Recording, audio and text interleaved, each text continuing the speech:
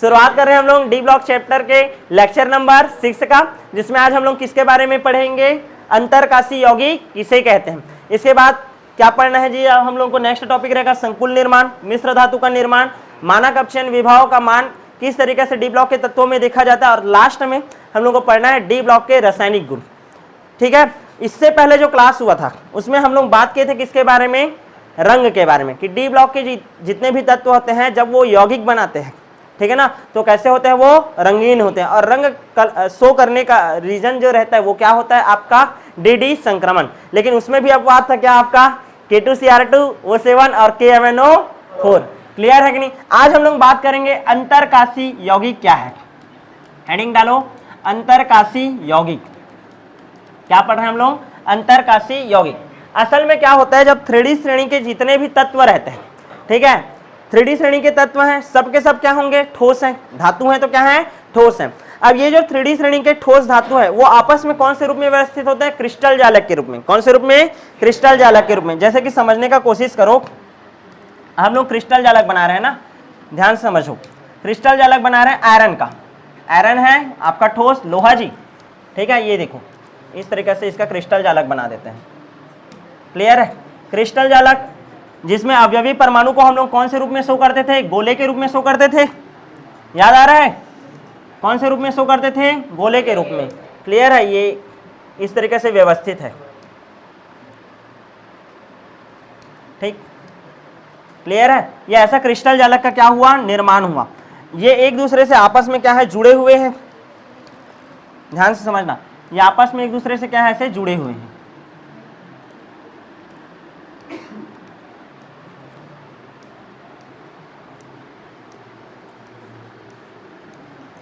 यहां तक क्लियर है। ये बीच में जो खाली जगह रहता है इसको हम लोग क्या बोलते हैं, अंतरकाशी रिक्ति। क्या बोलते हैं, अंतरकाशी रिक्ति। ध्यान से समझने का कोशिश करो। डी ब्लॉक के जितने भी तत्व हैं, ठीक है ना, डी ब्लॉक के जितने भी तत्व हैं वो क्या है, ठोस हैं। क्या है, ठोस हैं। और ठोसों में कौन सा संरचना देखा जाता है, क्रिस्टली। धातु है तो कौन सा संरचना दिखाएंगे जी, क्रिस्टली दिखाएंगे। और क्रिस्टल जालक का जब ये निर्माण करेंगे, किसका निर्माण करेंगे, क्रिस्टल जालक का। ठीक है, जैसे ये आयरन है आपका, क्या है, आयरन, तो आयरन के जितने भी परमाणु हैं वो आपस में ऐसे क्या हुए, क्रिस्टल जालक का निर्माण किए हुए, एक दूसरे को ऐसे घेर करके, ठीक है ना, उपस्थित हैं। अब ये FCC हो सकता है, BCC हो सकता है, ठीक है, या क्या हो सकता है जी, SCC। क्या हो सकता है, SCC। ये आपस में ऐसे जमे हुए हैं, एक दूसरे को क्या किए हैं, घेरे हुए हैं। यहाँ तक क्लियर है। जब इनका नियमित व्यवस्था रहता है तो इनके बीच में जो गैप आता है उसको हम लोग क्या बोलते हैं, अंतरकाशी रिक्ति।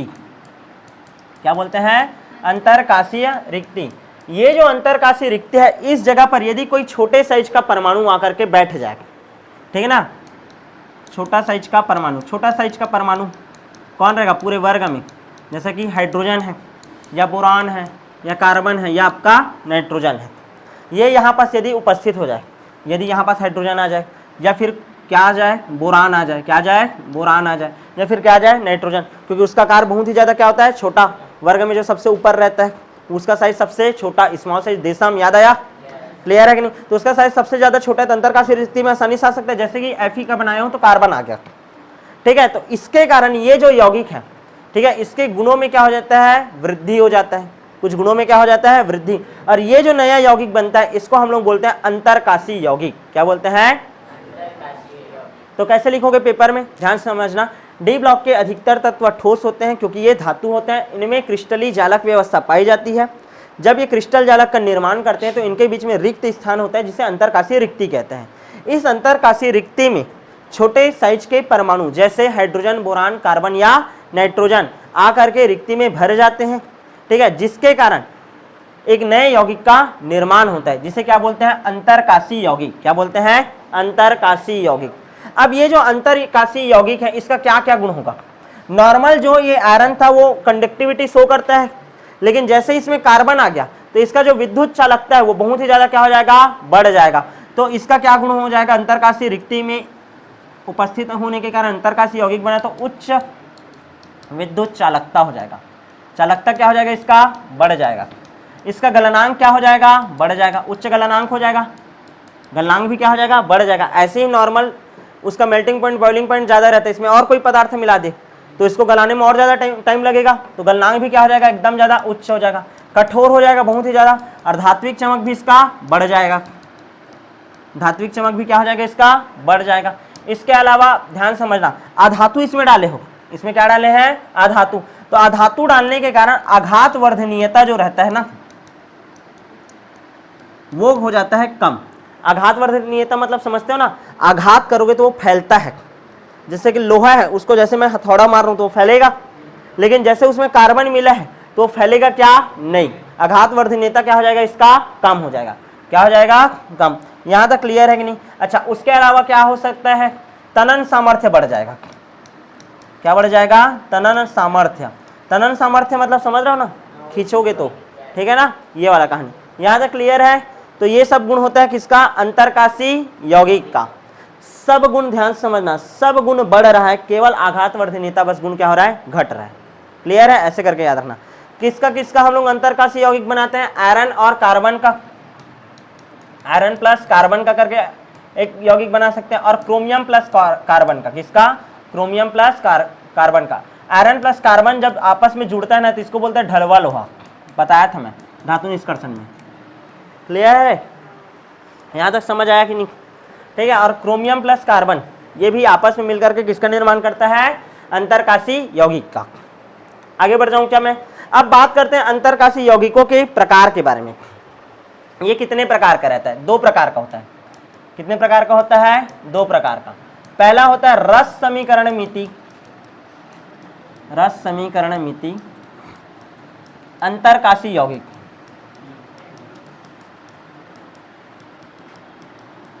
रस समीकरण मिति अंतरकाशी यौगिक। और दूसरा होता है अरस समीकरण मिति यौगिक,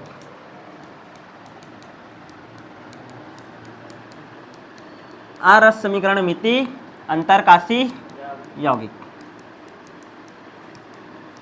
जैसे कि ध्यान से समझना, हम लोग का ये जो धातु है और उसके साथ क्या मिला है, हम लोग अधातु, दोनों तत्व है। अरे धातु डी ब्लॉक के तत्व है, और हाइड्रोजन बोरान कार्बन नाइट्रोजन ये सब क्या है, अधातु ही तो है। तो ये जो दोनों तत्व है इनका ये जो अनुपात है, दोनों तत्वों का जो अनुपात है वो यदि क्या हो, सरल हो, दोनों तत्वों का क्या हो, अनुपात यदि सरल हो, तो उसको हम लोग क्या बोलते हैं, रस समीकरण मिति यौगिक। क्या बोलते हैं, रस समीकरण मिति अंतरकाशी यौगिक। जैसे समझो NiH2 है, निकिल कितना है, 8 ठोक है, हाइड्रोजन कितना है, 2 है, 1:2 सरल अनुपात है। क्लियर है। या फिर ऐसे एग्जांपल समझ लो तुम लोग, COH2 है, कोबाल्ट कितना ठोक है जी, 1, हाइड्रोजन कितना है, 2, एक धातु और एक अधातु, उनका अनुपात भी क्या है, अभी सरल है। तो जब तत्वों का अनुपात क्या हो, सरल हो, तो उसको हम लोग क्या बोलते हैं, रस समीकरण मिति अंतरकाशी यौगिक। क्लियर है। अब अरस समीकरण मिति अंतरकाशी यौगिक किसे बोलते हैं, यदि तत्वों का अनुपात क्या हो जाए, असमान, तत्वों का अनुपात क्या जाए, असमान, या फिर सरल अनुपात ना हो, सरल अनुपात ना हो। क्लियर है कि नहीं, मतलब तत्वों का अनुपात सरल अनुपात नहीं होता, सरल अनुपात नहीं होता, तो उसको हम लोग बोलते हैं अरस समीकरण मिति अंतरकाशी यौगिक। जैसे एग्जांपल समझो, TiH 1.72, टाइटेनियम कितना है, 1 अनुपात, और हाइड्रोजन कितना है, 1.72, 1.72 मतलब समझ रहे हो, यानी कि 2 में से 25% कम है। समझ आ रहा है कि नहीं, 1 से 3/4 लिखते हो ना, 3/4 ऐसा वाला हिस्सा है, मतलब इसका 1 भाग लिया और इसका 1.5 से भी ज़्यादा, तो क्या ये सरल अनुपात है, क्या नहीं। डायरेक्ट यदि 2 होता तो क्या लिख देते इसको, सरल अनुपात, लेकिन यहाँ पर सरल अनुपात है क्या, नहीं। तो एक ऐसा यौगिक है अरस समीकरण मिति यौगिक।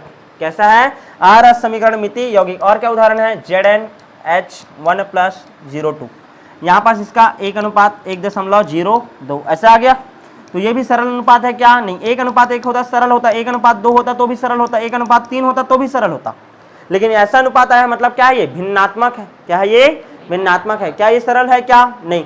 तो ये भी यौगिक क्या हो गया आपका, अरस समीकरण मिति अंतरकाशी यौगिक। क्या हो गया, अरस समीकरण मिति अंतरकाशी यौगिक। क्लियर है कि नहीं। तो आप लोगों को कॉन्सेप्ट समझ आया कि नहीं, अंतरकाशी यौगिक किसे कहते हैं, यह कैसे बनता है, इसका क्या क्या गुण होता है, वह यह कितने प्रकार का होता है। क्लियर है कि नहीं। नेक्स्ट दूसरा टॉपिक है हमारा संकुल का निर्माण। नेक्स्ट गुण है संकुल का निर्माण, या संकुल को ही हम लोग बोलते हैं उपसह संयोजी यौगिक का निर्माण।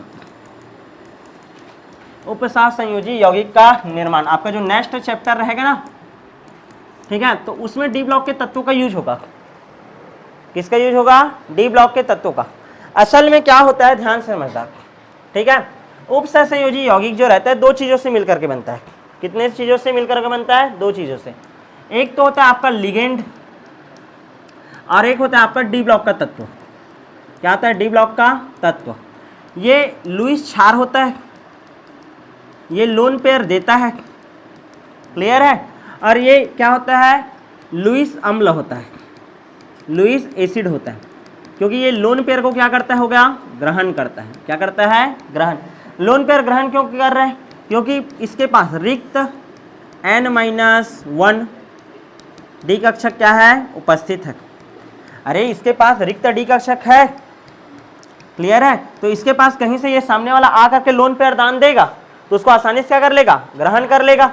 और जब लोन पेयर का आदान प्रदान होता है और सहसंयोजी बंध बनता है तो उसको क्या बोलते हैं हम लोग? उपसहसंयोजी बंध। और उससे जो यौगिक बनता है उसको क्या बोलते हैं? उपसहसंयोजी यौगिक या संकुल यौगिक। क्या बोलते हैं? संकुल यौगिक।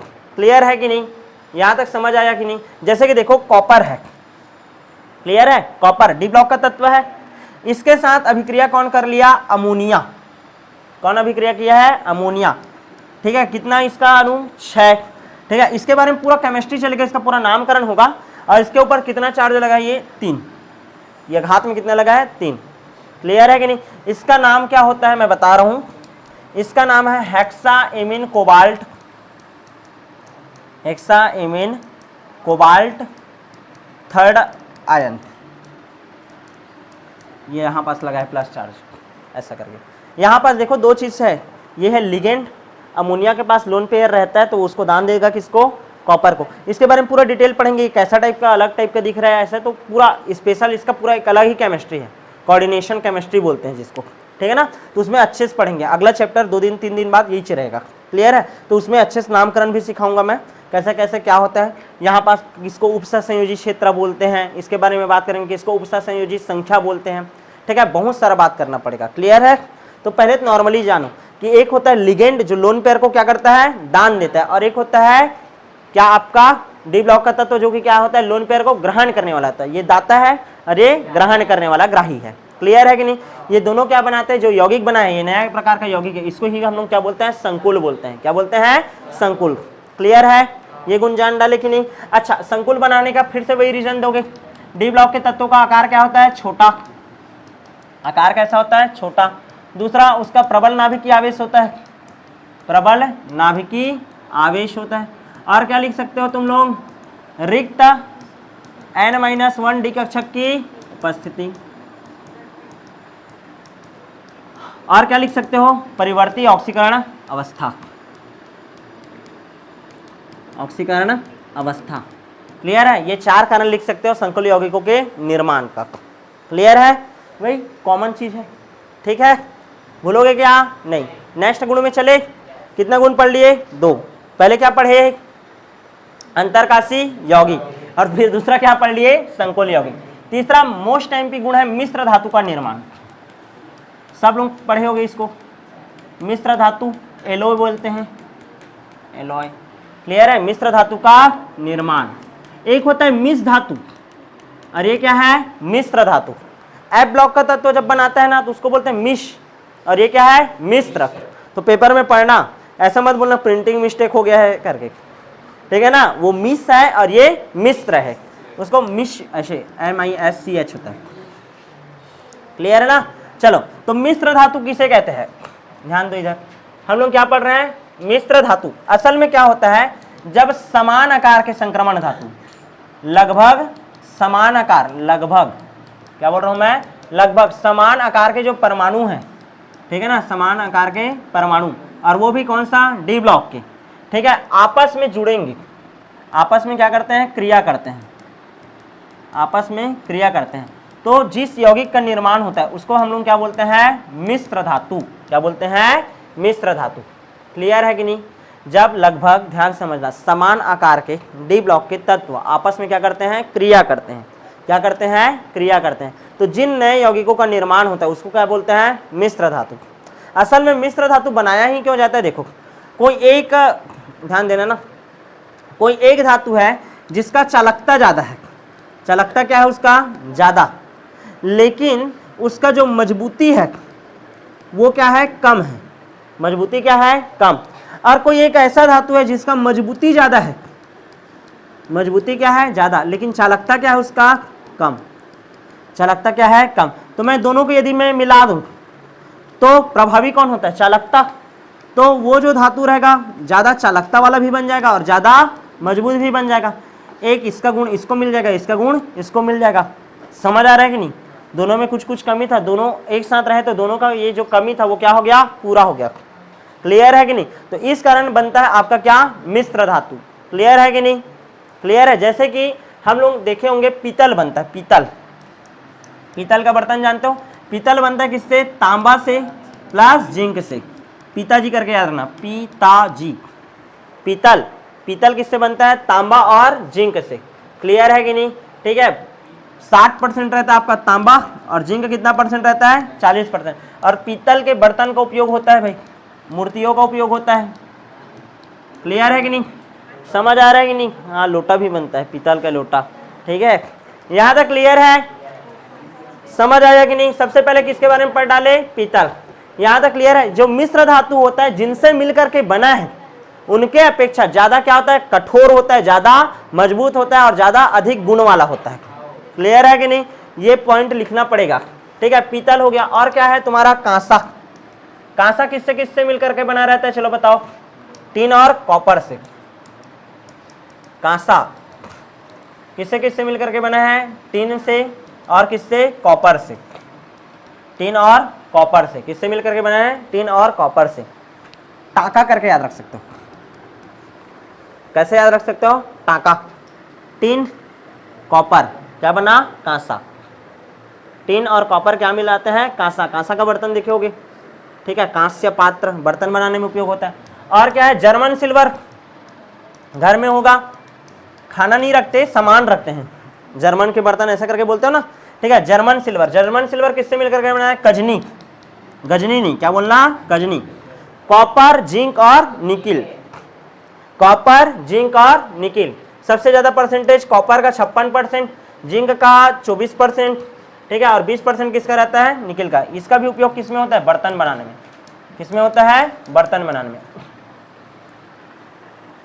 यहां तक हो गया, पीतल हो गया, कांसा हो गया, जर्मन सिल्वर हो गया, ठीक है। स्टेनलेस स्टील, स्टील का बर्तन, स्टेनलेस स्टील। चौथा, स्टेनलेस स्टील, खाना खाने में उपयोग करते हो। क्रोमियम, निकिल और आयरन, क्रोमियम, निकिल और आयरन, इन तीनों के मिलाने से बनता है। सबसे ज्यादा परसेंटेज किसका रहेगा, आयरन का। सबसे ज्यादा किसका रहता है, आयरन का, 86% लगभग। परसेंटेज याद नहीं रखना है, मात्रा बस याद रखना। सबसे ज्यादा इसका मात्रा, फिर इसका, फिर सबसे कम निकिल का। क्लियर है, निकिल मात्र 2% रहता है, ये लगभग 11% रहता है। क्लियर है, देख लेना, आगे पीछे कर लेना। क्लियर है कि नहीं, बर्तन बनाने में उपयोग होता है और बहुत सारा उपकरण बनाने में भी इसका उपयोग होता है। स्टील जानते छो, स्टील, स्टेनलेस स्टील अलग है और स्टील अलग है। Iron plus carbon, iron plus carbon, तो ये सभी उदाहरण हो गया आपका किसका, मिश्र धातु का। हर एक मिश्र धातु का नाम, उदाहरण, यानी किससे किससे मिलकर बना है और इसका क्या उपयोग होता है, याद रखना है, पेपर में आता है, ठीक है। अच्छा, डी ब्लॉक के तत्व मिश्र धातु बनाते हैं, ये तो हो गया। हम लोग कितना गुण पढ़ डाले आप, 3। सबसे पहले क्या पढ़े हैं अभी, अंतरकाशी यौगिक, उसके बाद क्या पढ़ लिए, संकुल यौगिक, उसके बाद क्या पढ़ लिए, मिश्र धातु का क्या करते हैं ये निर्माण। अब हम लोग एक और नया प्रॉपर्टी देख लेते हैं, ठीक है। उतना ज्यादा ये आता नहीं है आपके में, ठीक है, लेकिन थोड़ा सा डील कर देते हैं। मानक अपचयन विभव, किसके बारे में बात करेंगे, मानक अपचयन विभव। आप लोग जब इलेक्ट्रोकेमिस्ट्री पढ़ रहे थे तो विद्युत रासायनिक श्रेणी पढ़े थे। विद्युत रासायनिक श्रेणी याद है कि नहीं, ठीक है। विद्युत रासायनिक श्रेणी चलो थोड़ा सा रिवाइज करें, क्या ले के भारत सरकार का नाम मांगे अलमारी, मन जाने करे फिर कनाडा को सुनता नहीं प्रभात है, क्यों आई आगे होगी पिटाई और भी फास्ट। F2 आएगा, क्या आ जाएगा F2। क्लियर है? मतलब मानक अपचयन श्रेणी जब तुम लोग बनाए तो सबसे ऊपर में कौन है? लिथियम है। कौन है? लिथियम। और सबसे नीचे में कौन है? फ्लोरीन। कौन है? फ्लोरीन। बीच में कौन है? आपका हाइड्रोजन। मानक अपचयन विभव स्वेच्छा से क्या माना जाता है? 0। इसके ऊपर का जितना भी तत्व है सबके मानक अपचयन विभव का मान ऋणात्मक, और इसका मान क्या आता है? धनात्मक। अब जिसको ये याद नहीं होगा मानक अपचयन विभव किसे कहते हैं तो उसको मार दूंगा मैं। याद करो, जब किसी धातु की छड़ को उसी धातु के विलयन में डुबाया जाता है तो उसमें ऑक्सीकरण व अपचयन होता है। यदि यही पूरा प्रक्रिया 1 atm दाब 25 डिग्री सेंटीग्रेड ताप पर संपूर्ण किया जाए और सांद्रता इसका कितना हो? 1 मोल। कितना हो? 1 मोल। तो इसका जो मानक अपचयन विभव का मान आता है, ठीक है ना, उसी का ही हम लोग बात कर रहे हैं। क्लियर है? समझ आया कि नहीं? तो ऊपर आने वाले तत्वों का क्या होता है? ऑक्सीकरण। नीचे आने वाले तत्वों का क्या होता है? अपचयन। क्या होता है? अपचयन। जिनका ऑक्सीकरण होता है वो क्या होते हैं? अपचायक। तो सबसे तगड़ा प्रबल अपचायक कौन है? लिथियम। क्या है? लिथियम। अब ध्यान दो, 3D श्रेणी। स्कूल टीचर वेरी क्रूअल, मांगे फीस कॉइन नहीं कहाँ जाए, ऐसा है ना। अब यहां पास देखो 3D श्रेणी के कितने सारे तत्व तुम्हारे ऊपर में आ रहे हैं। कौन कौन सा तत्व आ रहे हैं देखो तो, इधर देखो, manganese, zinc, chromium, iron, cadmium, cobalt, nickel आ गया। एकमात्र अपवाद के रूप में कौन आ गया? कॉपर। मतलब 3D श्रेणी के जितने भी तत्व रहते हैं उनके मानक अपचयन विभव का मान क्या आता है? ऋणात्मक। लेकिन अपवाद के रूप में कौन रहेगा? आपका कॉपर। बस ये याद रखना है। क्लियर है? ठीक है। 3D श्रेणी के तत्वों का मानक अपचयन विभव का मान अधिकतर क्या होता है? ऋणात्मक। क्या होता है? ऋणात्मक। लेकिन केवल कॉपर का मानक अपचयन विभव का मान क्या होता है? धनात्मक। क्लियर है कि नहीं?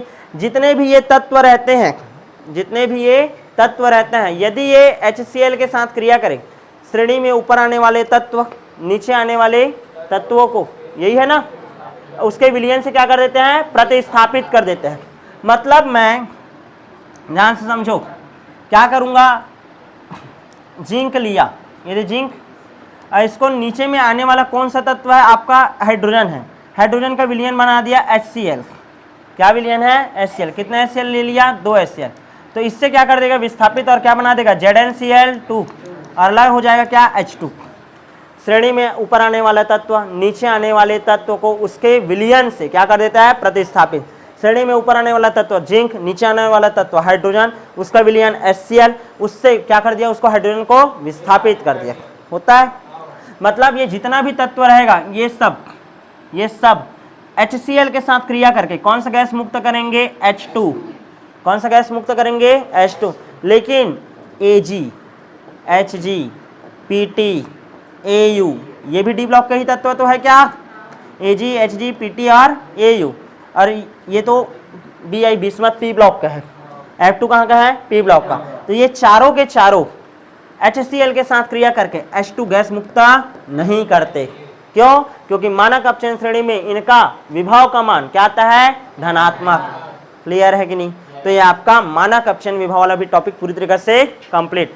सिर्फ ये याद रखना है कि 3D श्रेणी के तत्वों का मानक अपचयन विभव का मान ऋणात्मक होता है। वो HCl के साथ क्रिया करके हाइड्रोजन गैस मुक्त करते हैं। केवल अपवाद कौन है? आपका कॉपर। कौन है? कॉपर। यहां तक क्लियर है कि नहीं? समझ आया? ठीक है। अब आगे हम लोग बढ़ते हैं। नेक्स्ट अब जो हम लोग पढ़ेंगे, ये तो हो गया आपका मानक अपचयन विभव। अब पढ़ेंगे हम लोग डी ब्लॉक के तत्वों का रासायनिक गुण।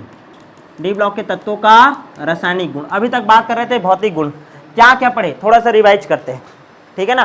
क्या क्या पढ़े थोड़ा सा रिवाइज करते हैं। सबसे पहले इलेक्ट्रॉनिक विन्यास, दूसरा देखे भौतिक अवस्था। क्या देखे? भौतिक अवस्था। तीसरा देखिए परमाणविक त्रिज्या। परमाणविक त्रिज्या, परमाणविक त्रिज्या पढ़ने के बाद क्या पढ़े? आयनन ऊर्जा। क्या पढ़े? आयनन ऊर्जा। आयनन ऊर्जा पढ़ने के बाद क्या पढ़े? घनत्व। घनत्व पढ़ने के बाद क्या पढ़े? Melting point and boiling point. और क्या पढ़े? कनन एंथैल्पी। क्या पढ़े? कनन एंथैल्पी। इसके बाद क्या पढ़े? ऑक्सीकरण अवस्था। ऑक्सीकरण अवस्था। उसके बाद कौन सा गुण पढ़े? चुंबकीय गुण। क्या पढ़े? चुंबकीय गुण। चुंबकीय गुण पढ़ने के बाद क्या पढ़े? रंग। क्या पढ़े? रंग। रंग पढ़ने के बाद क्या पढ़े? हाँ, रंग का कारण पढ़े थे, वो तो हो गया। और बताओ। हाँ, अंतरकाशी यौगिक। उत्प्रेरकीय गुण कौन पढ़ा है? उत्प्रेरक पढ़े ना, उत्प्रेरकीय गुण। और क्या पढ़े? उसके बाद क्या पढ़े हो? अंतरकाशी यौगिक। अंतरकाशी यौगिक, ठीक है। उसके बाद हम लोग क्या पढ़े हैं? संकुल का निर्माण। संकुल निर्माण। उसके बाद हम लोग क्या पढ़े? मिश्र धातु। मिश्र धातु पढ़ने के बाद हम लोग क्या पढ़े हैं? विभव। मानक अपचयन विभव। हर एक टॉपिक अपने आप में एमपी है, सब क्वेश्चन बन सकता है। सबसे ज्यादा आईएमपी उत्प्रेरकीय गुण, अंतरकाशी यौगिक, मिश्र धातु, 3, चौथा रंग, फिर ये चुंबकीय गुण, ऑक्सीकरण अवस्था। क्लियर है? इतना सबसे ज्यादा टिप्पणी लिखने की इसके ऊपर आता है। इलेक्ट्रॉनिक विन्यास सबको शुरू से याद करवा दिया हूँ। कितना है? 10। यहाँ तक क्लियर है? और बाकी सब आ गया, मैं तो सब पढ़ाया हूँ, ठीक है। लेकिन ये कुछ ज्यादा एमपी है। क्लियर है? हर साल रिपीटेड क्वेश्चन है। क्लियर? आगे बढ़े क्या? नेक्स्ट देखते हैं डी ब्लॉक के तत्वों का रासायनिक गुण। उसको आपको खुद से पढ़ना है, ज्यादा रासायनिक गुण देखना नहीं है। सबसे पहले रासायनिक गुण ध्यान देना, ऑक्सीजन के साथ क्रिया करता है तो क्या बनाता है? ऑक्साइड। क्या बनाता है? ऑक्साइड, ठीक है ना। डी ब्लॉक के तत्व ऑक्सीजन के साथ क्रिया करके ऑक्साइड का निर्माण करते हैं। किस किस प्रकार के ऑक्साइड हो सकते हैं? MO प्रकार का हो सकता है, M2O3 प्रकार का हो सकता है, ध्यान दो, MO प्रकार का हो सकता है, M2O3 प्रकार का हो सकता है, MO3 प्रकार का हो सकता है। समझ आ रहा है कि नहीं? जैसे जिंक ZnO, समझ आ रहा है कि नहीं? क्लियर है ना? Cu2O, M2O, ऐसा इस प्रकार का भी यौगिक हो सकता है। क्लियर है? तो अलग अलग प्रकार के ऑक्साइड का निर्माण कर सकता है। रासायनिक गुण नहीं पूछते ज्यादा, केवल क्या पूछते हैं? भौतिक गुण। क्लियर है? और इसी के ऊपर क्वेश्चन बनता है। दूसरा, ऑक्सीजन के साथ क्रिया करके क्या बनाया? ऑक्साइड। दूसरा देखते हैं सल्फाइड के साथ क्रिया, सॉरी सल्फर के साथ क्रिया करके क्या बनाता है? सल्फाइड। क्या बनाता है? सल्फाइड। जैसे कॉपर है, सल्फर के साथ क्रिया किया, Cu2S बना दिया। जिंक है, किसके साथ क्रिया किया? सल्फर के साथ, क्या बना दिया? ZnS बना दिया। क्या बना दिया? ZnS। क्लियर है? तो ये हो गया आपका कौन सा गुण? सल्फाइड वाला गुण। कौन सा? सल्फाइड, रासायनिक गुण। क्लियर है ना? यहां तक क्लियर है? तीसरा देखते हैं हैलाइड। क्या बनाता है? हैलाइड। हेलोजन के साथ क्रिया करके किसका निर्माण करता है? हैलाइड का। जैसा जिंक है, 2 क्लोरीन के साथ क्रिया किया, ZnCl2, क्या बना दिया? ZnCl2। क्लियर है? कॉपर है, क्लोरीन के साथ क्रिया किया, क्या बना दिया? CuCl2। क्लियर है कि नहीं? तो ये हो गया आपका डी ब्लॉक तत्वों के रासायनिक गुण। अब हम लोग ध्यान समझना, डी ब्लॉक तत्वों का एक प्रकार से पूरा 3D श्रेणी का पूरा अध्ययन कर चुके हैं, पूरा भौतिक गुण और पूरा रासायनिक गुण। क्लियर है? जो 3D श्रेणी का है वही 4D का है, वही 5D का है और वही 6D का है। हमारे कोर्स में क्या है? 3D। अब हम लोग को क्या करना है, ध्यान समझना। 3D श्रेणी में स्कूल टीचर, वेरी क्रूअल, मांगे फीस, कॉइन नहीं, कहाँ जाएंगे, टोटल 10 तत्व है। पहले क्या होता था, इसमें स्कैंडियम रहता था, उसके जितने भी तत्व हैं उनके यौगिक उसके बारे में अध्ययन होता था।